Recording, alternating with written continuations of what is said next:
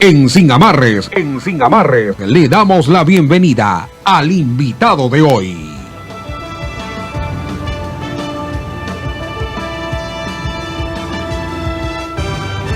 Siete de la mañana con 2 minutos en este momento, como lo habíamos anunciado, ya está junto a nosotros el doctor Byron López Castillo, con quien analizaremos las principales noticias de esta semana. Le damos la bienvenida al doctor Byron López Castillo y vamos a ponerle un nombre como desenlace a lo del tema de Julian Assange, Crónica de un asilo terminado.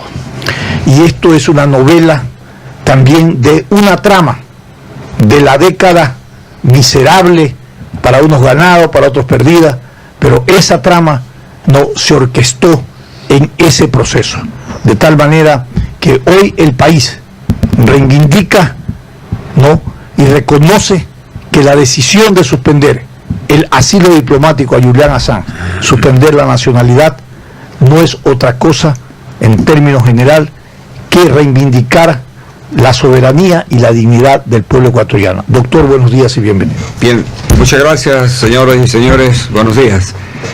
Hoy en el Ecuador, y de ayer, concretamente, el Ecuador terminó una página de vergüenza internacional. Esa es la calificación que merece tener la concesión indebida e ilegítima e inconstitucional que el Ecuador hizo en la época del señor presidente Correa en la persona de Julian Assange. El asilo político, desde el punto de vista eminentemente doctrinario y de acuerdo con los cánones del derecho internacional público y de las convenciones mundiales sobre este tema, el asilo político única y exclusivamente se concede a la persona acusada o procesada por un delito político. Eso está muy claro. En cuanto a aquellas personas que están procesadas por delitos comunes, no cabe concederle el asilo político. Y el señor Assange estuvo y está enjuiciado en Suecia por delitos de acoso sexual, delitos comunes. Perseguido por la justicia sueca, vino a Inglaterra. Él es de origen australiano, él es australiano. Se fue a Inglaterra y buscó asilo, protección, refugio. El Reino Unido le concedió y le ordenó que se presente periódicamente ante los jueces de ese país mientras permanezca en el Reino Unido. El señor Assange, ¿qué hizo? Se burló de la justicia británica y no se presentó ante los jueces o fiscales que debía presentarse periódicamente. En vista de eso ordenaron su detención. Una cosa que sucede aquí también en el Ecuador cuando alguien no cumple con el arresto, con la presentación ante un fiscal o juez. Perseguido entonces por la justicia británica, se esconde en la embajada del Ecuador en Londres. Y pasan 2 meses y el gobierno de entonces le concede asilo político. Este asilo jamás debió habérselo concedido el gobierno ecuatoriano. Y lo grave del problema es que ¿qué sucede después? A una persona que se le concede el asilo político, esta persona se compromete formal y seriamente a cumplir con todos los compromisos que le impone el país asilante. Y el señor Assange se burló del pueblo ecuatoriano, de manera del pueblo más que del gobierno, con las actuaciones que tuvo en su calidad de asilado, entre comillas, en la embajada nuestra en Londres. ¿Qué fue lo que hizo? Él se entrevistó con políticos de distinta naturaleza en la embajada del Ecuador en Londres. Emitió opiniones en relación con el problema de Cataluña, que estaba totalmente prohibido de hacerlo. Eso hubiera sido motivo para que el Ecuador en ese instante dé por terminado ese falso asilo político. Porque el Estado, cualquiera que éste sea, en uso de su soberanía, cuando concede un asilo político, lo puede revocar o cambiar cuando estime conveniente por razones de soberanía o de lo que sea. En ese momento en que el señor Assange violentó el asilo que se le había concedido, el Ecuador debe dar por terminado ese falso asilo que le había concedido. En lugar de eso, ¿qué fue lo que hizo el gobierno? El Estado ecuatoriano firmó un compromiso con él, un protocolo de compromiso para que se porte bien en el interior de la embajada. Esto fue motivo para que se burlara la prensa y la opinión internacional, porque no era correcto que se le ponga un protocolo para que él se porte bien cuando hay disposiciones vigentes, taxativas de cuál debe ser su comportamiento en el caso de un asilado. Y lo más grave del problema, y aquí sí que entra en juego un asunto que tiene que aclararse por bien del país, la Cancillería ecuatoriana le concedió la nacionalidad ecuatoriana al señor Julian Assange. Por naturalización. Por naturalización, obviamente. ¿Cuándo se concede la nacionalidad por naturalización? Cuando un extranjero cumple condiciones fundamentales residiendo en el país que le concede la nacionalidad correspondiente. Y entonces aquí surge la figura del señor Assange, a quien se le concede la nacionalidad ecuatoriana, diciendo que ha prestado grandes servicios relevantes del Ecuador. ¿Cuáles son? Y lo más grave todavía que lo anterior, se le entrega una cédula de ciudadanía, que es el documento que lo identifica como ecuatoriano. Y en esa cédula se dice que él vive en Chaupicruz, provincia de Pichincha, una parroquia, si no me equivoco, de Quito. Nunca ha estado en Quito, menos en Chaupicruz. Entonces la cédula que le otorgó el gobierno ecuatoriano es un documento falso, contiene lo que en la doctrina penal se llama una falsedad ideológica. Dice que vivió en Chaupicruz y mentira, nunca estuvo ahí. Ahí hay una falsedad. Y otra falsedad, 100 sobre 100 en los exámenes, que él habla español, que habla español perfectamente, que se sabe todo el himno nacional, el escudo. Cuando le dan la nacionalidad ecuatoriana a una persona, tiene que retirar una especie de examen para preguntarle cuál es la capital del Ecuador, claro, cuál es el puerto principal del Ecuador, cuántas provincias tiene el Ecuador, cuál fue el presidente del Ecuador primero que usted país. Pregunta así, exagerando. A él no le preguntaron nada porque no tenían para qué ni por qué si no estaba aquí. Entonces, ¿qué hay ahí? Una burla más. Y lo más grave, porque cada cosa está tomando más gravedad, el momento en que le conceden falsamente la nacionalidad ecuatoriana por naturalización, el gobierno ecuatoriano pensó nombrarlo diplomático para que pueda salir de la embajada de Londres y vaya a ocupar un cargo diplomático con la calidad de ecuatoriano naturalizado. Eso tuvo la resistencia y el rechazo del gobierno británico y le dijo: no señor, usted de aquí no sale. Entonces, uno tras otro, todos estos acontecimientos lo han puesto en la picota ante el mundo. Hemos quedado como ridículos, como unos seres que no entendemos lo que es el derecho internacional y fundamentalmente qué es del derecho de asilo. Y le agrego un tema para cuando siga discutiendo. El 4 de diciembre el señor Assange renunció a su asilo. Así es, así es. Y entonces, ¿por qué seguía asilado en la embajada ecuatoriana si él renunció a su asilo? Si él es ecuatoriano, ¿por qué seguía asilado en una embajada del Ecuador siendo él ecuatoriano? Usted ve que hay una serie de acontecimientos que se van amontonando. Y más aún todavía que el señor Assange, asilado indebidamente, calificó al Ecuador de un país insignificante, burlándose de nosotros, diciendo que somos insignificantes, podemos ser, pero que no nos diga él, pues. Y lo más grave todavía de todas estas cosas es que avanza el tiempo y surge la figura de una persona que, estando indebidamente en el asilo, quiso continuar en él y plantea unos amparos constitucionales buscando abogados de la calidad de Baltasar Garzón para que vengan a demandar al Ecuador la exigencia que él quería que sea totalmente libre en la embajada. Es un absurdo. Doctor, yo quiero preguntarle, la descripción de los hechos son de conocimiento de dominio público nacional e internacional.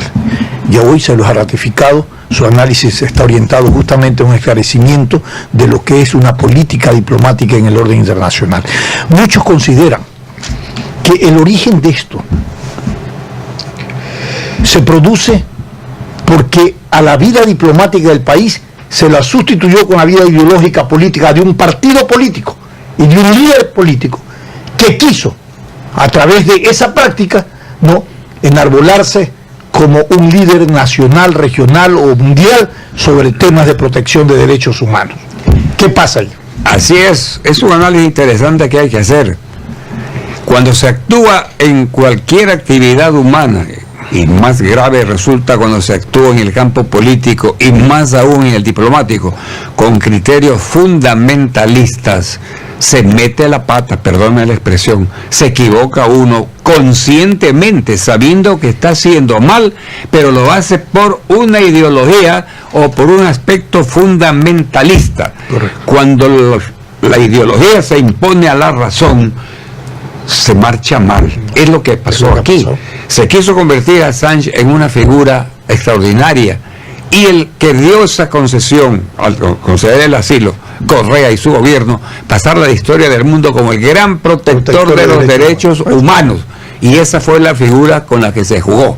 Se está defendiendo los derechos humanos y la libre expresión. Eso fue en el tiempo en que a Correa se lo acusaba de enemigo de la prensa, de prohibir la libertad de expresión, la opinión pública, y entonces él, para contrarrestar esa opinión que se tenía contra él en el Ecuador, dijo: yo era albergue el señor Assange, paladín de la democracia, paladín de la libertad de expresión, paladín de la información. Entonces él quería equilibrar un poco pero paralelo a eso, el gobierno de Correa enjuiciaba al Universo y a periodistas. Sí, perdóname, pues. Exacto. O sea, Exactamente, el doble Por eso discurso, estoy sí. tratando de explicar este tema. doctor. Cuando se actúa con fundamentalismo se cometen estas grandes equivocaciones, que a veces las hacen conscientemente. Yo soy defensor de los derechos humanos, ahí yo estoy defendiendo al señor Assange que está en la embajada, para que no lo persigan los gringos que lo van a matar por ser un hombre que expresa libremente su pensamiento. Pero en cambio en el Ecuador enjuició al Universo, metió preso a periodistas, persiguió a la gente de opinión, sembró el caos del miedo y el odio entre los ecuatorianos, pero aquí afuera que ahí Eso aparece aprobó la ley de comunicación, no se olvide, doctor, eso. ¿Ah? Claro. Y Se aprobó aprobó la ley de comunicación. comunicación, que no se olvide de eso. Así es. Así es. Todo esto nos pone entonces en el análisis serio de que no podemos seguir en este país con la actuación de los fundamentalistas. Correcto. Que no se crea que una persona salva al Ecuador con la lengua. Estamos cansados de eso. Son los hechos prácticos, pragmáticos, los que hacen que un hombre pase a la historia como un buen o mal gobernante. Ahora, ¿qué piensa usted de la decisión? La decisión es del gobierno del presidente Lenín Moreno. Esto será una gran oportunidad para replantearse, aunque veo que el canciller, ¿cómo se llama? Valencia. Valencia, Sí, Valencia. es un hombre preparado en estos temas. Yo dije ayer en mi editorial que de todas maneras había actuado con cierta prudencia, que no hizo una alegoría de esto para que caiga en la estructura de lo político y del escándalo, que fue progresivamente desarrollando cada paso hasta que se dio el momento. Pero luego también uno se pregunta, esto es una oportunidad para plantear una verdadera política diplomática en el mundo, porque analizábamos, doctor, con Alcide, ¿cuál ha sido el costo de mantener 7 años? No económico, porque eso al final se recupera o no se recupera, pero el costo, lo cualitativo, por ejemplo, las relaciones diplomáticas, en el orden comercial también, con el Reino Unido, 7 años, frías, en el congelador, por decir algo. ¿Cómo es el valor de la diplomacia del Ecuador en el mundo? Visto con un folclorismo y un primitivismo que realmente avergüenza. ¿Es esta una gran oportunidad para replantearse muchas cosas, doctor, en el término diplomático? La actuación de la Cancillería a través de su actual representante legal, que es el canciller Valencia, es una actuación muy equilibrada, inteligente y encuadrada en los lineamientos del derecho internacional y de los convenios internacionales. Está demostrando el canciller Valencia que es un hombre sereno, Sí. frío, que actúa con lo que decían hace un momento, con mucho pragmatismo. Y en el campo internacional, lo dicen quienes a fondo conocen este tema, hay que tener esta gran cualidad de presentarse ante la opinión internacional con una posición muy clara, definida y terminante. No se puede en lo internacional ser un bailarín de un saltimbanqui. Hoy sí, mañana no, me parece bien ahora, pero de ayer es malo, no. Esta línea sinuosa, zigzagueante en el campo internacional conducen a descalabros y a desprestigios y a parálisis económica o social de un país. Usted nota bien, Inglaterra debe tener a nosotros en la cuerda floja. Mantiene un hombre aquí indebidamente en su embajada, en nuestro territorio. La policía de Scotland Yard también gastó mucha plata vigilando la casa de la embajada. Dicen que le costó unos millones de dólares también al Reino Unido la vigilancia de este hombre, y a nosotros también nos ha costado como 7 millones de dólares, que no es pues pelo de rana, es una situación grave como la que vivimos. Entonces la Cancillería ha actuado bien y ojalá siga actuando así. Esto tiene una explicación que el país debe conocer y aplicar siempre. Hay funciones públicas que no se las puede entregar a aventureros o a desconocedores del tema. Uno de esos es el plano internacional. Los grandes países del mundo ponen en la Secretaría de Carácter Internacional de Relaciones Exteriores a gente con B chica, vasta experiencia en el campo internacional, que conoce a fondo todo el derecho internacional público, que conoce las convenciones internacionales que existen para todos los aspectos que rigen la vida de la humanidad. Pero aquí de la noche a la mañana nos vamos, como se nombra, todo aquí a la carrera, a dedo. No es la meritocracia, sino la dedocracia la que actúa en este país, y ahí están los resultados graves. ¿Cómo va a ser posible que una canciller que ahora preside a la Asamblea de las Naciones Unidas sea motivo de una fisga por parte de la opinión internacional sentada en el puesto que está en la presidencia de la Asamblea de las Naciones Unidas, cuando diga, ¿y usted concedió la nacionalidad ecuatoriana a un ciudadano que no conocía el Ecuador? ¿Cómo es esto? ¿Cómo queda esa canciller ahora que ahora preside la Asamblea de Naciones Unidas? Y esto sigue a exigir al Estado ecuatoriano. Y exigimos públicamente y lo haremos permanentemente. Esto tiene que aclararse.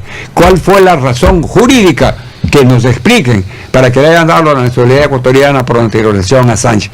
¿Y qué le va a pasar al funcionario o a los funcionarios que actuaron ilegalmente y que alteraron documentos públicos para entregar la nacionalidad ecuatoriana al señor Assange? Eso tiene que aclararse, y es el segundo paso que deberá darse seriamente. Y si no lo hace el gobierno por su propia cuenta, tenemos que ser nosotros, los ciudadanos del Ecuador, que estamos cansados de tanta porquería y tanta peste, para decirle al Ecuador, dennos la razón, ¿por qué le dieron la nacionalidad a este señor? Legal, constitucionalmente, no es porque bonito, guapo, rubio, bello. ¿Cuál fue el motivo legal? Esa es la respuesta que estamos esperando. Esa es la respuesta que hay que exigirle al Estado. ¿Por qué le dieron la nacionalidad? ¿Por qué? ¿Cuáles son las razones? Exactamente, porque el pueblo especula. La autora de este hecho que la venga a decir, ¿no? Exactamente, que no se esconda y que venga, porque el pueblo especula y dice, algo debe conocer a Sánchez de mucho volumen cuando hicieron lo que hicieron para callarlo. Eso es lo que dice el pueblo, que tiene muchas veces la razón, y la voz del pueblo es la voz de Dios, y el pueblo no es tonto, el pueblo es intuitivo, como decía Velasco Ibarra, y sabe perfectamente bien a dónde van ciertas conductas políticas de los estadistas ecuatorianos. Eso sí, digo yo, desde esta columna de opinión, desde donde escribo otra oportunidad de expresar mi pensamiento, exigiré personalmente, y creo que sumará a la ciudadanía, para que el Estado ecuatoriano, a través de sus funcionarios, de la Fiscalía, del organismo competente que sea, le explique al Ecuador de una vez por todas cuál fue la razón por la cual el Estado ecuatoriano le concedió ilegalmente, alterando documentos públicos, la nacionalidad al señor Assange. Eso no puede quedar en el misterio, como quedan muchas cosas en este país, y una cosa tapa otra, y así vamos de tumbo en tumbo. Eso es lo que no debemos esperar ahora. ¿Usted se acuerda de la proclama del gobierno del expresidente Rafael Correa, que decía la nueva arquitectura diplomática del país? ¿Y a qué se refería? Que convirtió a la diplomacia de nuestro país en una central política, donde se repartían los cargos a los militantes y con aquellos que tenían compromiso político. Y aquellos que tenían carrera profesional y experiencia, le denominó las momias cocteleras. ¿Sí se acuerdan? Es que a veces tenemos memoria frágil. Eso de las momias cocteleras, que fue una cosa, y todos inclusive, ¿no? Los que se nombraron, gente sin experiencia, activistas políticos, y ahí fueron a representar a nuestro país. Vergonzosamente nos hicieron quedar mal. Internacionalistas de primera línea, ¿para qué voy a mencionarse? Claro. Los nombres se fueron a sus casas. Sí. Y fueron nombrados embajadores, cónsules, gente de tercera categoría. Y esto hay que hacer claro. Y no es que estemos en contra de nadie. Estamos a favor de la verdad. Claro. Un país no puede ser manejado así. Abrimos consulados en el Congo belga. En países con los que no nos dudan absolutamente nada, solamente por aspectos de carácter ideológico, que en este instante se está probando que esto, cuando se actúa de esta manera, lleva al descalabro. Y ojalá haya la conciencia nacional, porque es importante aprovechar estos espacios de opinión para insistir en algo que es vital. El Ecuador debe despertar. Nosotros no podemos seguir dormidos como estamos. Hay una sociedad con anomia, una sociedad indiferente. Ya le votaron a Sánchez, ya era hora pues. ¿Y por qué no lo votaron antes? Y no se entra el análisis final y decir, no debe pasar esto más. Esa es la actuación de la ciudadanía. Y no esperar de líderes, sino que sea la propia ciudadanía la que reaccione. Porque somos nosotros las víctimas de una situación como esta que estamos viviendo ahora. Esa es la causa, solo para repetir lo que dijo el alcalde de la ciudad de Guayaquil ayer. Se ha corrido algo en donde el señor Julián Assange nunca debió estar. Ese es el origen, ¿no? O sea, dice, y se ha corregido algo. Por el país se ha corregido ese error que se cometió. Después de 7 años. Después de 7 años. Doctor, yo digo, respetando los criterios de los demás, que no debemos cantar victoria diciendo que el tema Assange ya concluyó. Tampoco diciendo, que las autoridades británicas o inglesas sigan con el tema judicial. No. El señor Assange tiene muchísimas herramientas. Ya empezó a decir a través de su abogado aquí en Ecuador que nos va a acusar de contraespionaje. Por ahí anda ya la ministra del Interior diciendo que se ha detenido a varias gente aquí en el Ecuador vinculada con el señor Assange. Por el lado internacional no sabemos lo que vaya a ocurrir con el señor Assange, si es que lo vayan a extraditar a Estados Unidos o no. Se nos ha dicho que el gobierno británico le ha dado un compromiso al presidente Moreno por escrito de que no va a pasar eso. Pero eso son simplemente teorías. En la práctica vamos a ver si efectivamente nosotros los ecuatorianos vamos a estar tranquilos, porque la última cosa que yo le voy a decir, ayer el señor Mario Pazmiño, ex jefe de inteligencia del ejército, ha dicho que no descarta que en el Ecuador se presenten ataques cibernéticos contra nuestro sistema cibernético ecuatoriano. O sea, tampoco hay que estar tranquilo diciendo ya el problema terminó, doctor. Solo una cosita para que termine el doctor. Sí. Sobre tu preocupación, que es la preocupación general de la gente. Cuando un gobierno toma una decisión de esto, ha medido las consecuencias. No crea que la toman como un salto al vacío. Eso espero. Se toman las previsiones y saben lo que va a venir. Eso espero. Y por supuesto, y supuesto que al saber lo que va a venir, tienen que tener las medidas de contención, porque tienen que defender pues la soberanía de un pueblo, pues, hermano. Ya no es ni siquiera el valor de un presidente, sino la soberanía de un pueblo, la dignidad de un pueblo. Doctor. Yo considero que ustedes anotan algo muy interesante que no debe dejarse pasar por alto. Pero también creo, como dice Stalin, y usted también, Alcides, al haberse tomado esta medida que ha tomado el Ecuador, serena, fría y razonadamente, tiene que haber puesto ya sobre la balanza qué es lo que nos puede pasar. Porque estos señores de Wikileaks y los crackers y los que son ladrones de estas cosas son parte de una mafia, y las mafias son iguales como traficantes de droga, de personas, etcétera, igual aquí. Correcto. Aquí hay grandes sectores. El señor Assange es como una especie de guacho del Chapo. Lo cogen preso y sigue la cosa. Murió guacho y sigue la droga, el Chapo sigue y sigue la droga. Sí, acá lo mismo. Termina con la detención del señor Assange. No, pero además otra cosa, lo que está diciendo el doctor es clarísimo. ¿Qué le pasa a Estados Unidos cuando pide la extradición? También estaría la misma preocupación que tienes aquí, que tiene el país. ¿Qué va a hacer después de que yo lo extradite? Ya han medido pues las consecuencias de lo que está pasando. ¿Qué crees que se van a tirar un salto al vacío? Imposible. Yo sí creo que así habrá pensado el gobierno nacional al haber tomado la medida que tomó. Doctor, muchísimas gracias por sus análisis, consideración de todos ustedes. Está el pensamiento del análisis del día de hoy en este programa Sin Amarre. Lo que continúa en nuestra programación habitual es porque el siguiente Semana Santa. Semana Santa. Es Fernando Aguayo en vivo. Después de 15 días.